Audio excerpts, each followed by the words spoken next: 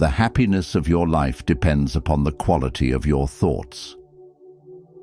Marcus Aurelius whispered these words to himself nearly 2,000 years ago, yet they hit different when you're staring at yourself in the mirror at 3 a.m., wondering who you've become. You know that feeling, right? When you catch a glimpse of yourself and think, when did I stop taking care of me? When did self-care become this massive, overwhelming mountain that requires spa days, expensive retreats, and hours you don't have? The truth is, we've been thinking about self-care all wrong. Real transformation doesn't happen in grand gestures. It happens in the tiny moments between moments. The Stoics understood this deeply. They knew that becoming unrecognizable to your former self isn't about dramatic life overhauls. It's about the micro habits that compound like interest in your emotional bank account. Think about water carving through stone, not through force, but through gentle, persistent contact. That's what these 5 micro habits will do for you. They'll reshape you so subtly, so powerfully, that 6 months from now, people will ask what's different about you, and you'll smile knowing it wasn't one big thing. It was 5 tiny things you did every single day. The beauty of Stoic self-care lies in its simplicity. Marcus Aurelius, Epictetus, and Seneca weren't lounging in Roman spas. They were busy people, leading empires, teaching students, dealing with exile and hardship. Yet they developed practices so small, so integrated into daily life, that they became unstoppable forces of inner strength. Here's what most people get wrong. They think self-care means adding more to their already packed lives. But true Stoic self-care is about subtraction, removing the mental clutter, the emotional baggage, the habits that drain rather than sustain you. It's about creating space for yourself within the life you already have. These aren't your typical drink more water and get 8 hours of sleep suggestions. Sure, those matter, but they're surface level. What I'm about to share with you goes deeper. These small habits target the root of why you feel disconnected from yourself, why self-care feels impossible, and why transformation seems so out of reach. Each habit takes less than 5 minutes. Each one costs nothing. Each one can be done anywhere, anytime, without anyone even knowing you're doing it. But together, they create a ripple effect that touches every area of your life. When Epictetus said, "No one can harm you without your permission," he wasn't just talking about external enemies. He was talking about the way we harm ourselves through neglect, through putting everyone else's needs first, through forgetting that we matter too. These micro habits are your permission slip to matter again. You're not broken. You don't need fixing. You just need realigning. Like a guitar that's gone slightly out of tune, still beautiful, still capable of music, just needing those small adjustments that make all the difference.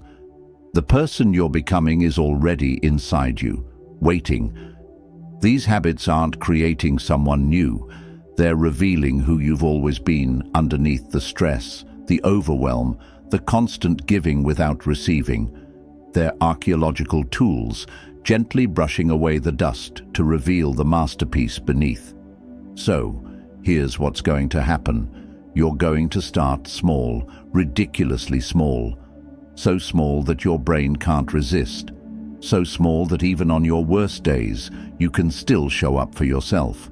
And day by day, choice by choice, you're going to become unrecognizable to the person who feels too tired, too busy, too overwhelmed to take care of themselves.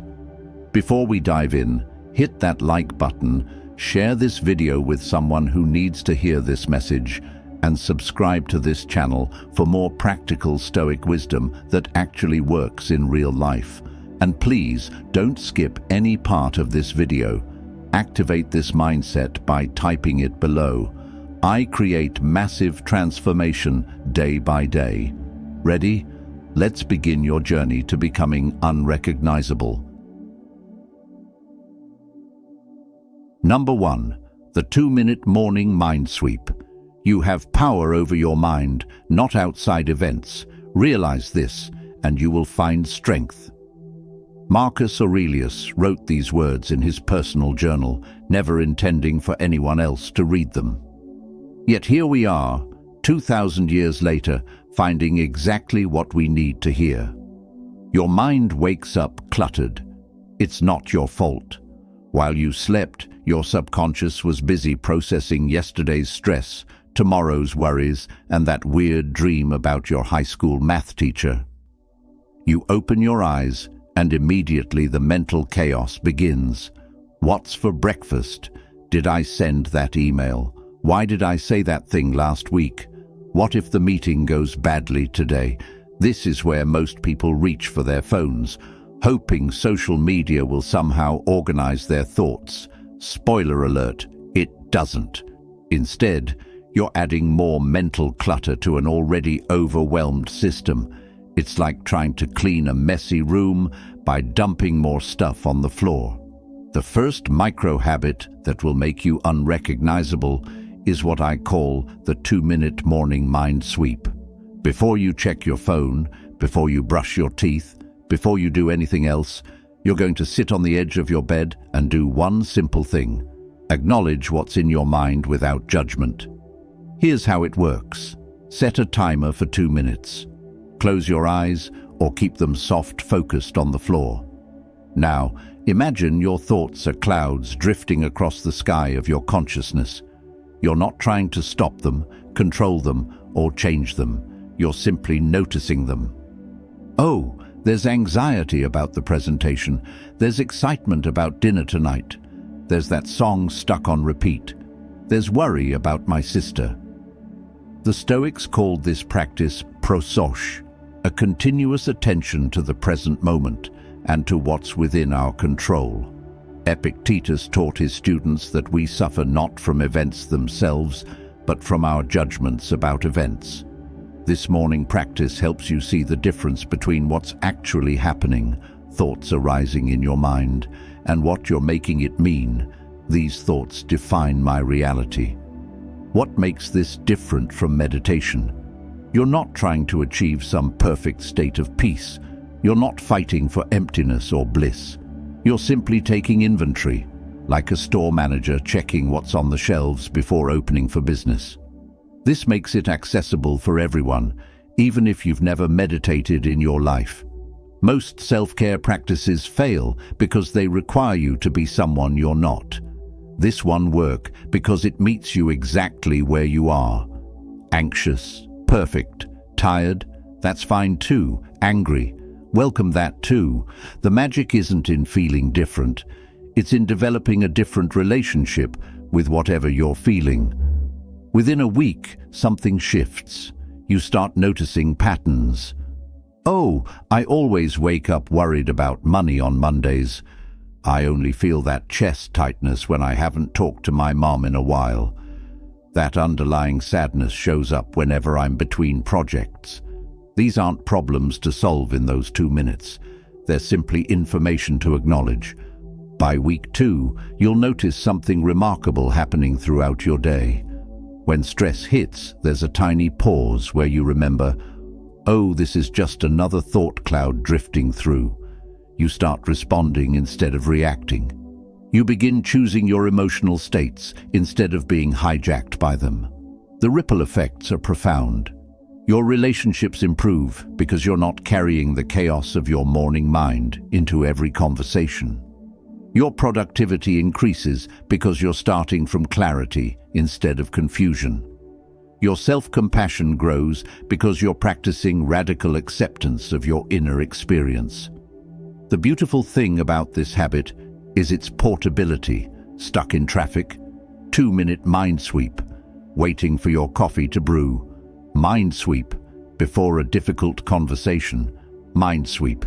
You're developing what Seneca called the discipline of desire, the ability to want what you have and accept what is, while still working toward what could be. This isn't positive thinking or toxic optimism. You're not trying to convince yourself that everything is fine when it's not. You're developing the strength to be with what is, fully and completely, which is the foundation of all real change. When you stop running from your thoughts and feelings, they lose their power to control you.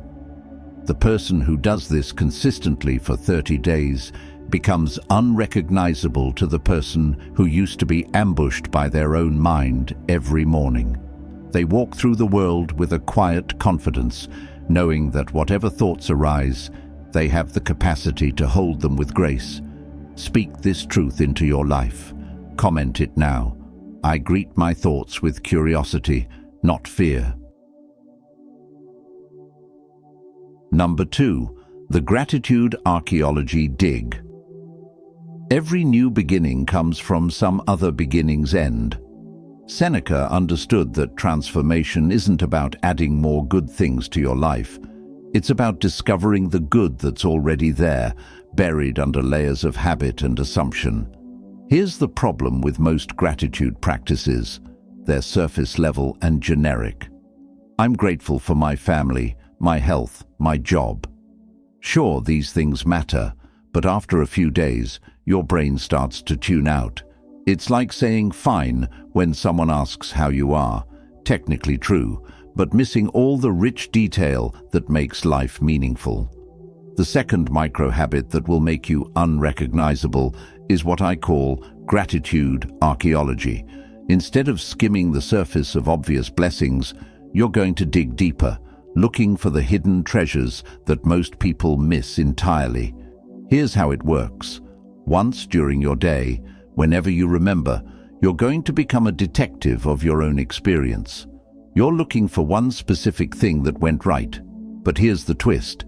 It can't be something big or obvious. You're hunting for the micro moments, the tiny victories, the small kindnesses that usually slip by unnoticed. Maybe it's the way the barista made your coffee exactly right, without you having to specify anything. Maybe it's how your body automatically knew to step back when that car came a little too close. Maybe it's the fact that you remembered to water your plants, or that your phone battery lasted all day, or that you found a parking spot on the first try. The Stoics practiced what they called the discipline of perception, training themselves to see reality as it truly is, not filtered through their fears and expectations. Most of us are trained to notice what's wrong, what's missing, what needs fixing. This archaeological dig retrains your brain to notice what's working, what's present, what's already perfect exactly as it is. But here's where it gets deeper. Once you identify your tiny treasure, you don't just say, "I'm grateful for this." You investigate it. Why did this moment catch your attention? What made it special? Who else was involved in making this good thing possible? This is where the real magic happens. Take that perfect coffee, for example. Someone grew those beans, probably on the other side of the world. Someone else roasted them, transported them, sold them to the cafe. The barista learned how to operate that complex machine. The person before you in line ordered quickly, keeping the line moving. Your taste buds worked perfectly to detect all those flavors. Your nervous system created the experience of satisfaction and warmth. Suddenly, that simple cup of coffee becomes a web of interconnection, a small miracle of human cooperation and natural abundance. You're not just grateful for coffee. You're amazed by the thousands of people and processes that conspired to give you this one perfect moment. This practice rewires your brain at a neurological level. Neuroscientists call it neuropathically, your brain's ability to form new neural pathways throughout your life. When you consistently look for micro moments of goodness, you're literally strengthening the neural networks associated with appreciation, wonder, and contentment. After 2 weeks of this practice, something remarkable happens. You start noticing good things in real time, not just during your archaeological dig. Your brain becomes a magnet for moments of beauty, connection, and grace that were always there but invisible to your untrained perception. The ripple effects transform your relationships too. When you're trained to notice the small kindnesses people offer, you naturally start offering more kindness yourself. When you see how many invisible hands contribute to your daily experience, you become more generous, more patient, more aware of your impact on others. This isn't about denying problems or pretending life is perfect. Stoic gratitude is tougher than that. It's about developing such a strong foundation of appreciation that you can face challenges from a position of abundance rather than scarcity. When you know, at a cellular level, that good things are constantly flowing through your experience, you become unshakable. The person who practices gratitude archaeology consistently becomes someone others want to be around. Not because they're artificially positive, but because they see richness where others see routine. They find treasure where others see trash. They radiate a quiet confidence that comes from knowing the world is fundamentally generous, even when it's also difficult. Your perception shapes your reality more than your circumstances do. When you change how you see, you change what's possible. This micro-habit takes less than 3 minutes and costs nothing, but it literally rewrites the story you tell yourself about what kind of world you're living in. Mark your commitment by dropping this below. I am a treasure hunter in my own life. Number 3. The energy audit moment. It never ceases to amaze me. We all love ourselves more than other people, but care more about their opinion than our own. Marcus Aurelius captured something we all feel but rarely admit. We're constantly leaking our life force to people, activities, and thoughts that drain rather than sustain us. Think about your phone battery. When it starts dying fast, you don't just accept it and carry a charger everywhere. You check which apps are running in the background, draining power without providing value. You close them, you optimize, you protect your device's energy so it can serve you when you need it most. But when was the last time you did an energy audit on your life? The third micro-habit that will make you unrecognizable is the energy audit moment. Once a day, you're going to pause and ask yourself one simple question.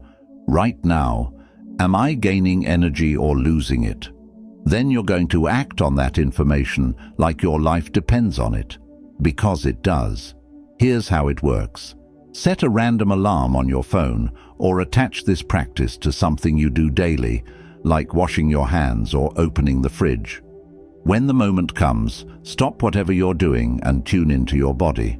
Not your thoughts about how you should feel, but how you actually feel in this moment. Are your shoulders tight?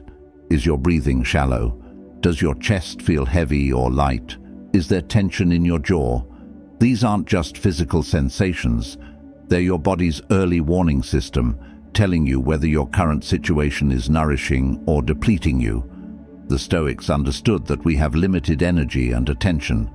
Epictetus taught that we must choose carefully where we invest these precious resources. He said, "Wealth consists in not having great possessions, but in having few wants." This applies to emotional wealth too.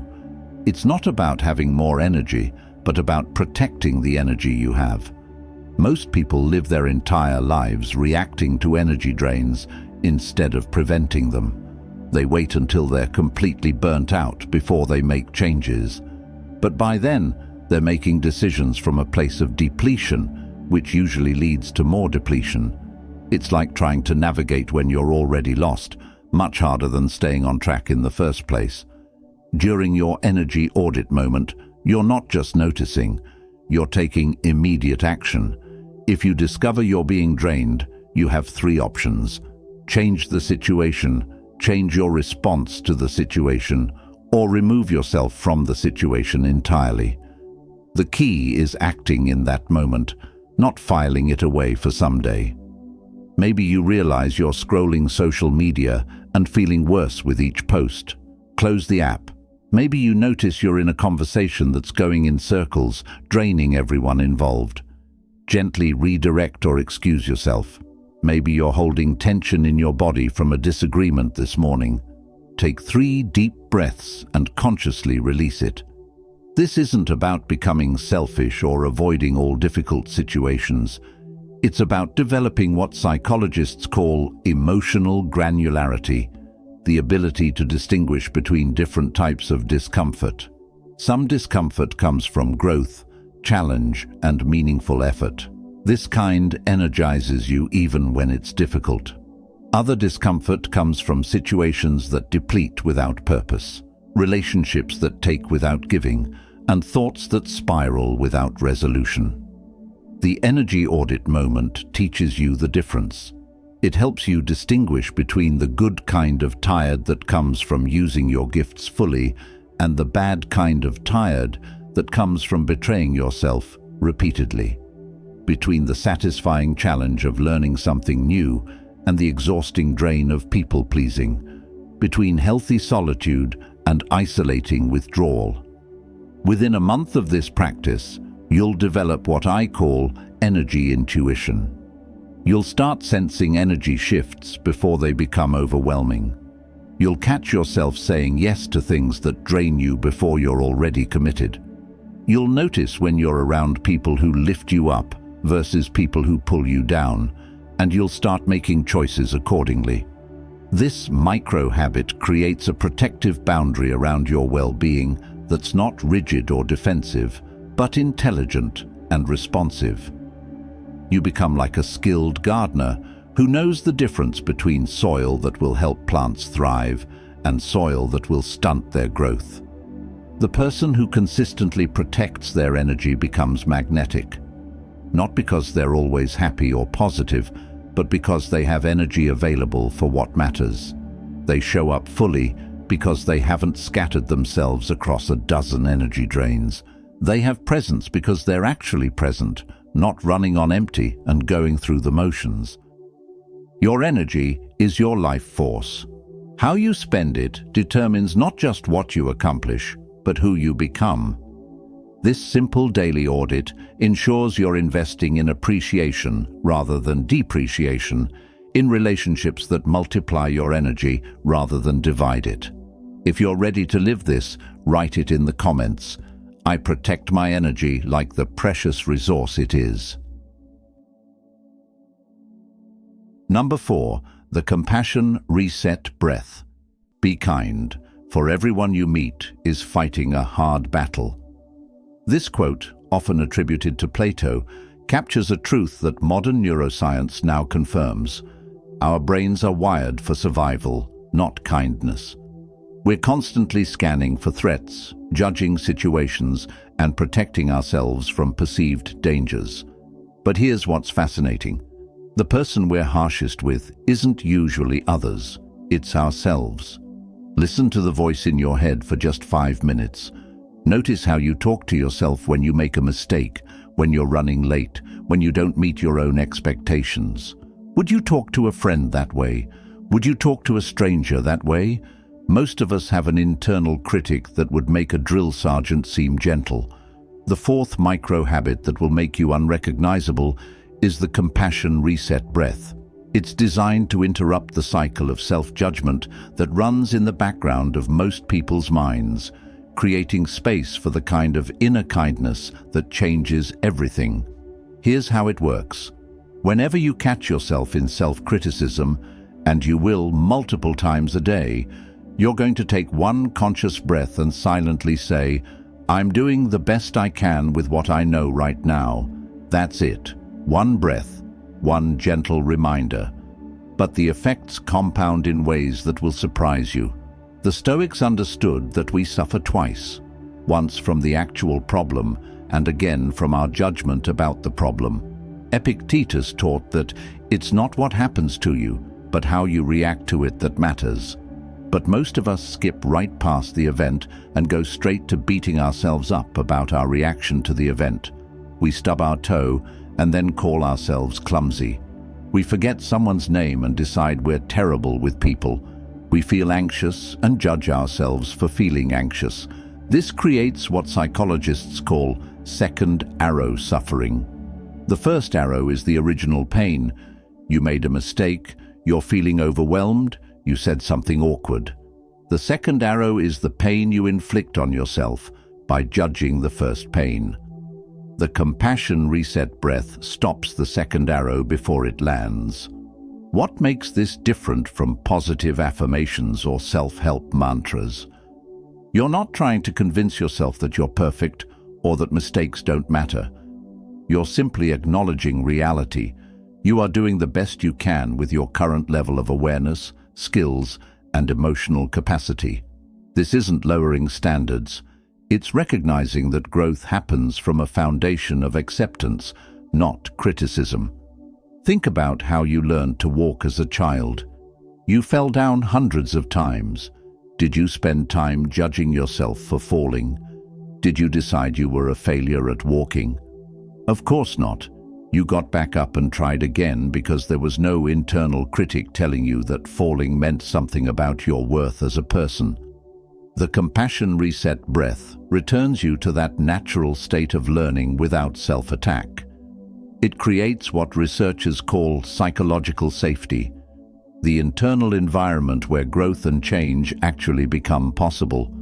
When you're not using your energy to defend against your own criticism, you have more energy available for actual improvement. Here's what happens in your brain during this practice. The conscious breath activates your parasympathetic nervous system, moving you out of fight or flight mode. The gentle self-talk releases oxytocin, the same hormone that creates bonding between mothers and babies.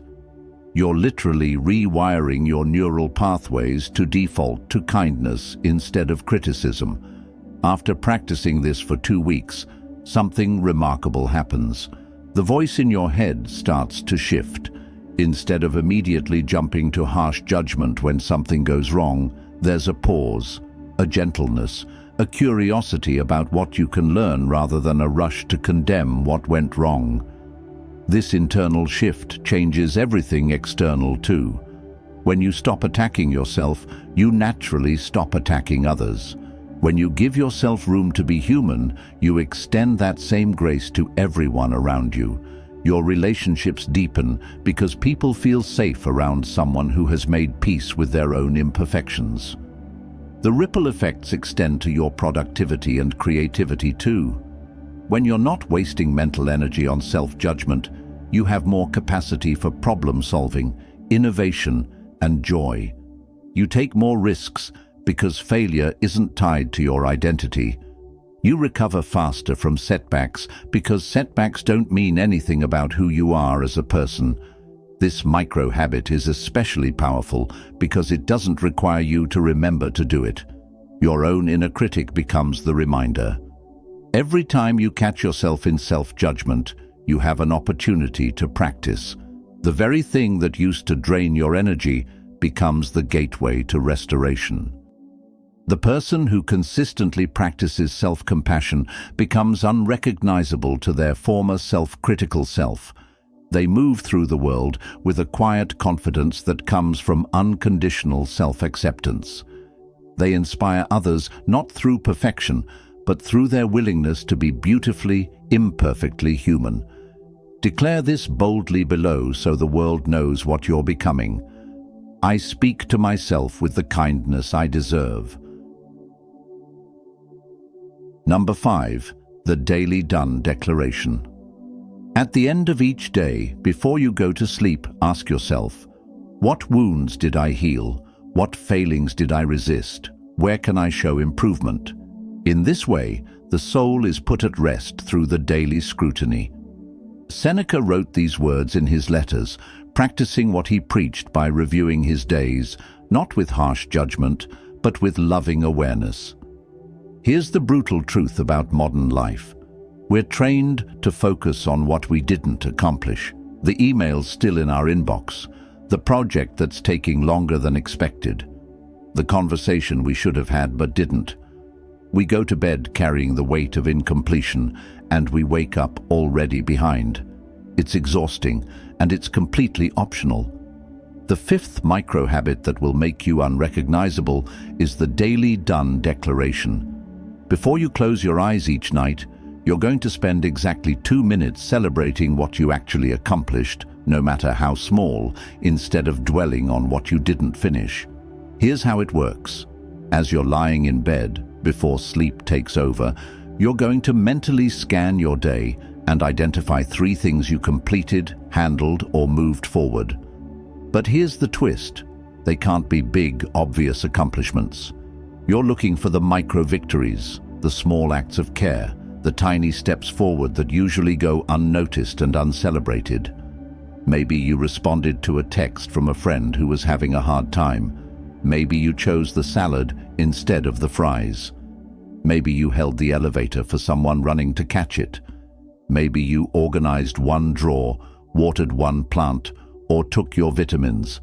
Maybe you didn't react when that person was rude to you in line. Maybe you pet your cat for an extra minute just because it made both of you happy. The Stoics called this practice evening reflection, but most people get it wrong. They turn it into a harsh performance review, focusing on what they should have done differently. True Stoic reflection is about recognition, not criticism. It's about seeing clearly what actually happened, including what went well, so you can build on those patterns. Seneca understood something that modern productivity culture has forgotten. Completion is more important than perfection. When you acknowledge what you've already accomplished, you create what psychologists call implementation momentum. Your brain starts to see you as someone who follows through, someone who takes care of business, someone who can be counted on, especially by yourself. This practice rewires your reticular activating system, the part of your brain that determines what you notice throughout the day. When you consistently look for completions at night, you start noticing opportunities for small accomplishments during the day. You begin to see progress where you used to see only problems. Most people end their days feeling like they didn't do enough because they're measuring against an impossible standard of perfect productivity. But productivity isn't about doing everything. It's about doing something meaningful and acknowledging that it matters. The Daily Done Declaration teaches your nervous system that you are enough, you do enough, you accomplish enough, exactly as you are. Here's what happens after a month of this practice. You start sleeping better because you're going to bed with a sense of completion rather than anxiety. You wake up with more energy because you're not carrying yesterday's supposed failures into today. You become more motivated during the day because you know that whatever you accomplish will be noticed and celebrated by the most important person in your life, you. The ripple effects transform your relationships too. When you're in the habit of noticing and celebrating small accomplishments in yourself, you naturally start noticing and celebrating them in others. You become the person who sees what people are doing right instead of what they're doing wrong. This makes you magnetic because everyone is starving for recognition and appreciation. This isn't about lowering your standards or becoming complacent. It's about recognizing that sustainable progress happens through consistent acknowledgement of small steps, not through constant criticism of imperfect performance. When you feel genuinely appreciated for what you contribute, even by yourself, you naturally want to contribute more. The Daily Done Declaration also trains you to see your life as a series of small gifts you give to yourself and others throughout the day, rather than an endless list of obligations you're failing to meet. This shift in perspective changes everything. You start seeing opportunities to care instead of burdens to carry. You start seeing ways to contribute instead of ways you're falling short. The person who practices this consistently becomes someone who radiates quiet satisfaction. Not because their life is perfect, but because they've trained themselves to see the perfection that's already there in the midst of beautiful imperfection. They inspire others not through their achievements, but through their ability to find meaning and completion in ordinary moments. Your days are full of small victories. Your life is rich with micro accomplishments. This practice simply trains you to see what's already true. You are constantly creating value, showing care, and moving forward, one small choice at a time. Affirm this publicly so the universe hears you. I celebrate the progress I make every single day. The best time to plant a tree was 20 years ago. The second best time is now. This ancient Chinese proverb perfectly captures where you are right now. You can't go back and start taking care of yourself earlier, but you can start today, right now, with these 5 micro habits that will transform you from the inside out. Here's what's going to happen over the next 30 days. Your mornings will become calmer as the 2-minute mind sweep creates space between you and your thoughts. Your days will become richer as Gratitude Archaeology trains you to see treasure in ordinary moments. Your energy will stabilize as you learn to audit and protect it like the precious resource it is. Your inner critic will soften as the compassion reset breath replaces judgment with understanding. Your nights will become more peaceful as the daily done declaration helps you see the progress you're already making. But the real magic happens when these habits work together. You'll notice opportunities for microcare throughout your day that you never saw before. You'll develop an unshakable sense of your own worth that isn't dependent on external validation. You'll become someone who inspires others simply by showing what self-respect in action looks like. 6 months from now, people are going to ask what's different about you. You'll smile, knowing it wasn't one dramatic change. It was 5 small choices, repeated daily, that created a completely new version of yourself. A version that was always there, just waiting for permission to emerge. Your transformation starts with your next breath.